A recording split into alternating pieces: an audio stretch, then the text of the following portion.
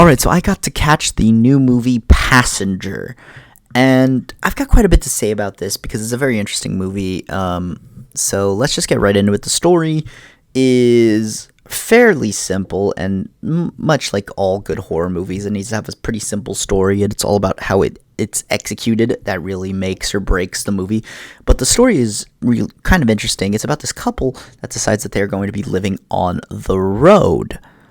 And so they go out and start driving, and then they end up seeing this car crash. They go try to help the guy, and then they get now cursed. And the way that all plays out is pretty interesting, but I do feel like the way they learn more about the curse is a little, like, convenient and not really sought after. It just sort of happens, and I don't love that in my narratives. And so, like, it was a little bit out of place in my opinion, just because I did think they had a pretty solid setup, but I don't really like how the main characters kind of learned of it. And I think that could have been better handled. So, story-wise, I guess I'll give a slight hand grenade score because I do think it's different enough from other horror movies that it makes for an interesting time. But it's nothing that I don't think the story goes deep enough to make it more worthwhile.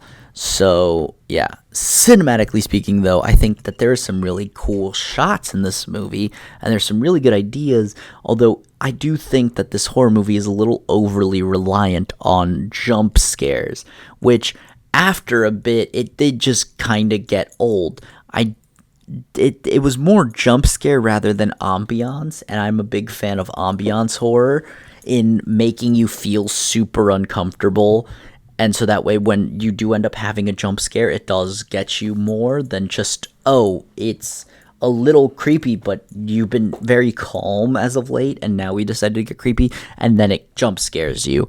So near the, like, second half of the movie, I was starting to go like, oh, jump scare, and which really takes me out of it because I'm like, oh, there's going to be a jump scare here, and it's not, because it just randomly got a little more tense than normal, because the movie doesn't keep the super tense feeling the whole way through.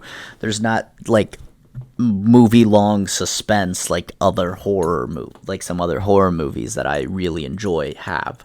So, yeah, I'm going to give a Hot Pocket score here.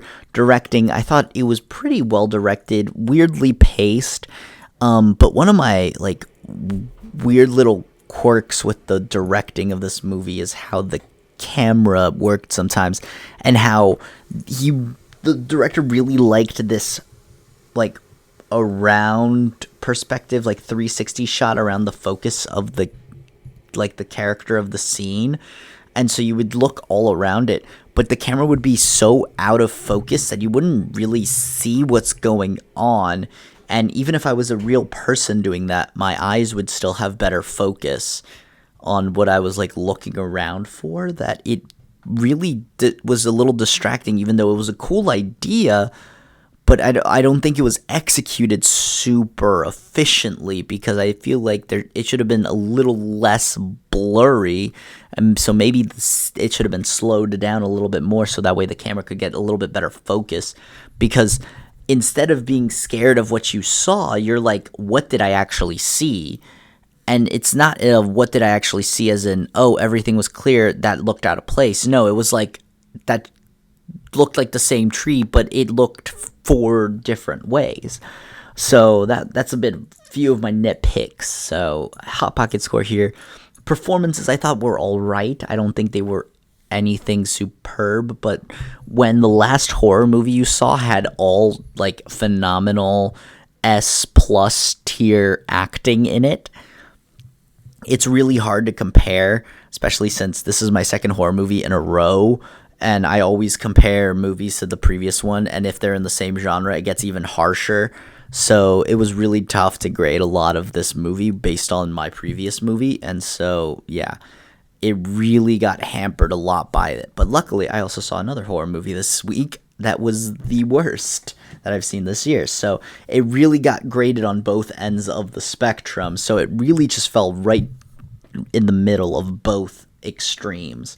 So it really was both good. It wasn't great, but it wasn't awful. So Hot Pocket score here as well. Expectations and experience. I don't know what I was really expecting with this movie, especially with the longer it went on, the least I was like, wait, what? And my expectations sort of hampered, but I did enjoy it. I thought it was good enough, but nothing superb that I'm going to be seeking to rewatch, especially with the ending was a little lackluster, not as disappointing as many other horror movie endings I've seen, but still a little underwhelming. But overall, I think this is a certified Hot Pocket movie, like worth checking out once, but nothing that you're going to really feast upon and keep rewatching because of its explosive rewatchability. So yeah, certified Hot Pocket movie, and that's pretty much all I have to say for this one. If you enjoyed, leave a like, comment down below your thoughts and opinions on Passenger if you've seen it or you're planning on seeing it. Subscribe if you haven't already, and on that, I'll leave you guys to it. Till next time, bye.